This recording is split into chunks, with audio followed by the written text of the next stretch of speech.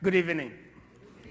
Here is a man challenged by high technology here. I'm overwhelmed by all this. I've never seen cameras pointing at me. I'm scared. But you know, it's so wonderful to be here this evening. And I have no paper. I just share a life story with you. But it's so wonderful to be here this evening. You know why? I come from a country that is really, really hot. It's at the tip of the equator. So you can imagine what that means for me, Ghana. And unfortunately, when they were flying me into this country, you know where they sent me? Wisconsin. That was not fun at all. That was not fun. So, you know, you understand me when I say it's so nice to be here. I don't have to wear layers of clothes and layers of clothes, and it's so cool here. But I know that most of you would have heard of Catholic Relief Services, would have donated money to Catholic Relief Services, would have written checks to Catholic Relief Services, would have had your children give money to Catholic Relief Services over the years. And I know sometimes you cannot help but sit down and ask yourself questions like, what happens to that money that I donate every year to Catholic Relief Services? And that's a great question, very genuine question, because if I give money to any organization, I ought to know what happens to that money. And if you have ever asked that question, or if people have ever asked you that question, I'm very happy to be here this evening. And I present myself to you all as a perfect incarnation of all those monies, of all those donations that you have made to Catholic Relief Services over the years. And I'm saying that because, you know why? I was born in a very little village. A village that the American expression will describe it as a white spot on the road. I know there are Americans who don't know that. I learned it. It's an expression from this country. Very tiny little village. And growing up in that village, I never once in my life set eyes on electricity like this. Never saw electricity. About 800 million people live in Africa. And 600 million people live in Africa without lights, electricity, and live in absolute darkness. And I happen to be one of those little kids who lived, one of those 6 million people who lived all my life in that little village without lights, without electricity. Of course, the moonlight was there at night, which we enjoyed very well, singing and dancing, drumming and dancing. And of course, the sun was there during the day, too much heat, too much sun. That's why I never have hair on my hair, too much sun, too much heat, too much of it.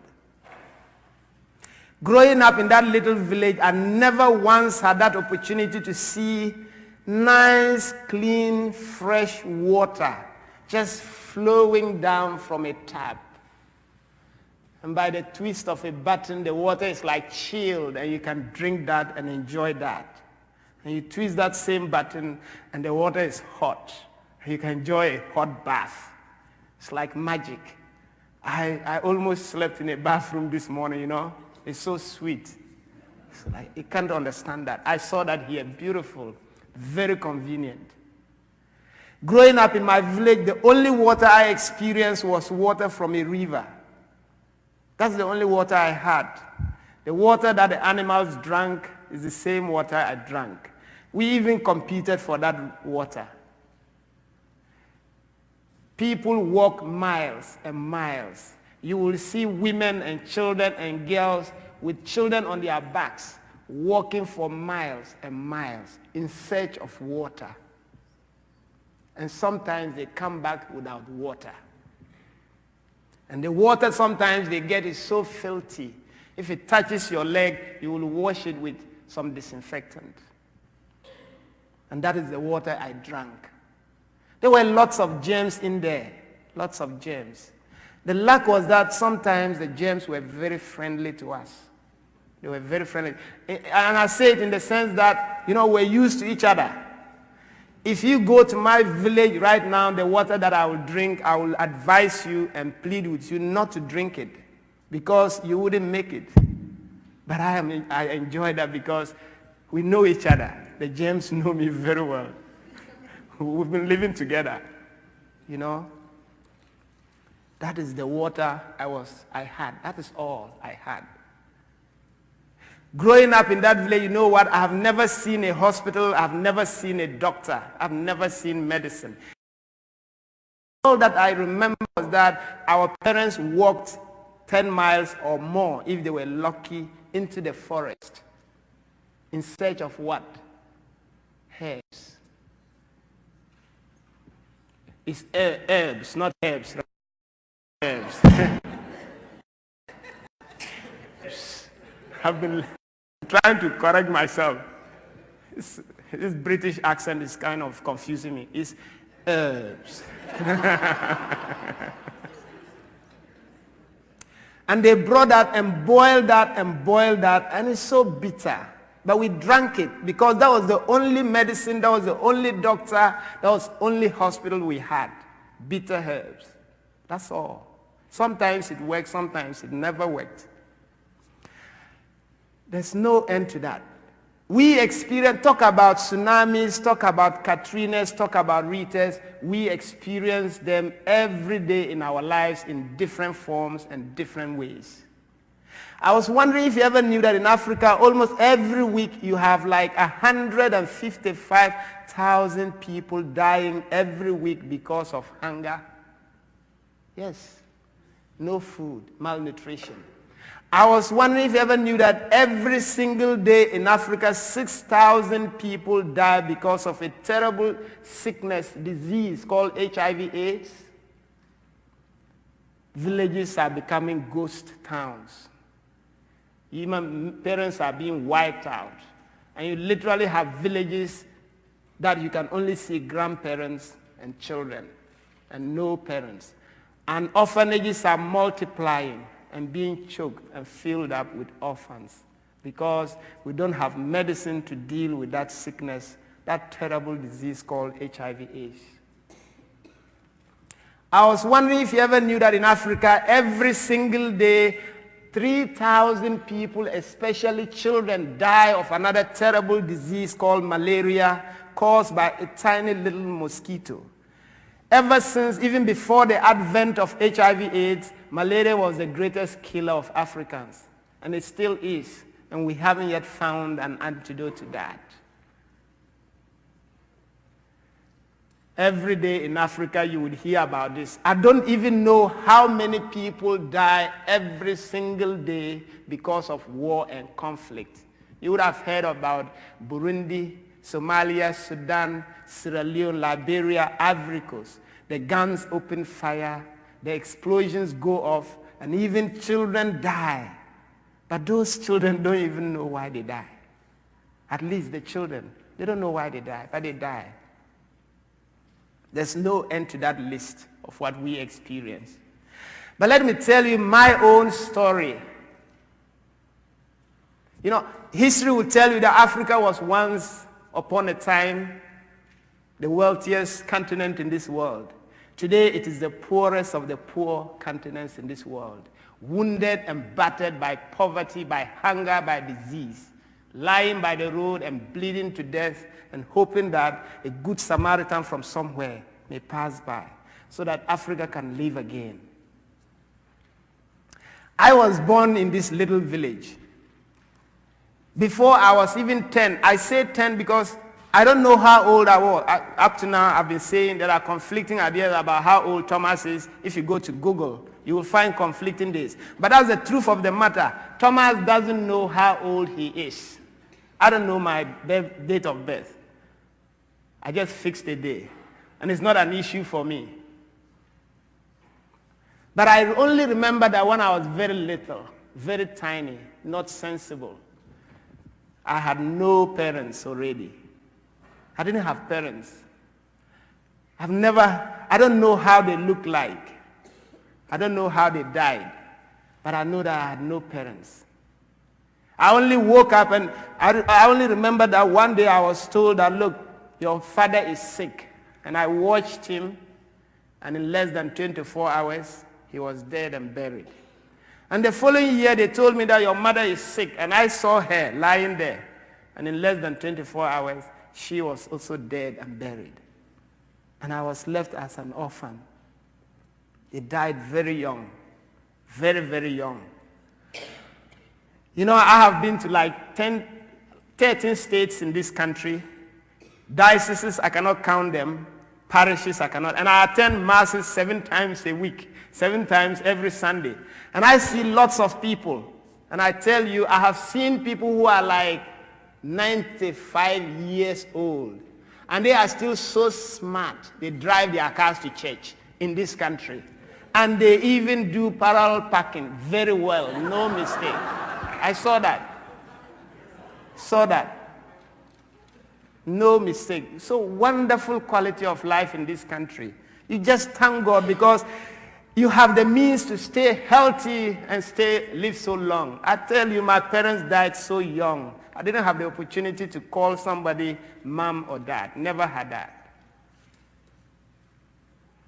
I want to believe that if they were so fortunate to come from a country like this, who knows? They could have still been alive. Maybe one, if not both. But they died so early because they didn't have access to medicine that they needed to stay alive. The worst thing was that we were 4 little boys left as orphans. That was the worst scenario. Very tiny little boys left as orphans in that poor little village to grow up without parents. It's not fun talking about, but I talk about it with great joy because I realize that people are touched and moved to do little things so that less and less children in this country and outside this country will experience what I went through.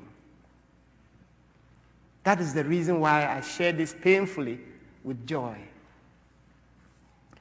The worst thing that we experienced as 4 little orphans growing up in that village with our parents was one thing that you people are talking about today: hunger. Hunger. The lack of food. And I realize that I've been to countless schools, but when I tell the children in this country, in the schools, about hunger or lack of food, they cannot comprehend that. They don't understand because they have never experienced it. But I tell them that if you wake up today as a child and you come to school without food, it's not because there's no food in the school, in your house. It's because you don't just feel like eating. But I woke up in the morning, no breakfast, no lunch. I don't even think about it because I don't have it and I'll never get it. And then at night, no dinner. So I went to bed hungry. Hungry. And I sleep, and midnight I wake up and my stomach is aching. So I fetch water and drink. And then I go back to bed and I lie and my stomach is aching. I wake up and sit. I cannot sleep. And hoping that day will break very fast. I did that countless days. The worst thing was 4 little boys without breakfast, lunch. And at night, if we're lucky, they gave us dinner, little dinner like this. And 4 little boys sat together, surrounded that little bowl of food right in the middle. And we looked at the little food, and what did we do? The first thing is to start to cry, because that food will not even reach here, let alone to get down to the stomach. We'd start to cry. And the next thing we start to do is to what? To fight. And we fought as if we didn't even know each other. 4 little boys fighting over a little bowl of food. We did that countless times. And as we battled for food and fought for food, I remember it was survival of the fittest. And I watched my own siblings, one after the other, die. They passed away. Painfully, I was holding one of the last, and it hasn't left me yet. My small boy died because we didn't have enough to eat. The next one died too. We're down to 2 boys. As we continued to battle for food, I remember my senior brother said enough is enough. So he disappeared from the village. 28 years today, I have no clue where he is. I just pray that he's alive. I'm praying and pray with me. Yes. I don't blame him. He's looking for survival. But I got stuck in that village. Miserable. I had no hope. Trust me. And as I got stuck in that village, guess what? Something great happened. A good Samaritan passed by. And that was Catholic Relief Services. A great organization from this country, from the Catholic bishops and the Catholic community of this country, and from the whole of this country, came to that village. I was not a Christian. Nobody in my family was Christian. Nobody in my village there was Christian. Not many. I don't think so. But this organization found itself there. And what did they do? They built a little school. But going to school was not on my agenda at all, trust me. I didn't know what school was. My parents have no education. Nobody in my family has education. So why bother? I don't know what it is. So it didn't make sense to me to go to school. But guess what? CRS, Catholic Relief Services, still did something very wise. You know what they did? They decided to provide a snack and a lunch in that village school for any child who went to that school. And that was what made sense to me, actually. And I went to that school not because I was looking for any education. I went because I was looking for a snack and a lunch, which if I stayed home, I never got. And any morning I'm going to school, I have to check in to be sure that there is smoke rising in that little kitchen. And when there is smoke, I know that they are fixing a snack. Then I went to school. No smoke, bad sign. No. I went back home. For sure. I mean, I went there because of the snack and lunch. If they were not fixing, there was no reason to go. And any day I even go there, my idea is to what? Find a way and trick the teachers. Trick them, get my snack, and sneak away. Unfortunately, the teachers were wiser than me. They never gave me the food. They held me hostage in that class and taught me until it was time. Then they gave me a lunch and a snack. Can you believe that? That's how they fooled me to go to school. That's how they caught me to go to school. And as I speak to you, she just mentioned it. I just graduated with a master's in public administration. I can't believe that myself. Can't believe it. I can't believe it. Thank you so much. Can you imagine the power of a snack in school? I have a wife and 3 kids. And those 3 kids today are in school and doing very well in school. You know what? Whether there is a snack in that school or not, those children must be in school. Why? Because I can now provide that snack and that lunch to make sure those children are in school. Wonderful. You have a great country. A great country, a country blessed with a land flowing with milk and honey. A great country blessed with great opportunity, great possibilities. And God blessed you so that you can bless me and bless another person who is less fortunate than you are. And trust me, to those that more has been given, more is expected. And God will always pay you back 100-fold. 100-fold. You know, in Africa, we have lots of problems, but time is not one of them. But they are on me, so let me stop here and thank you very much for listening. Yeah. Thank you.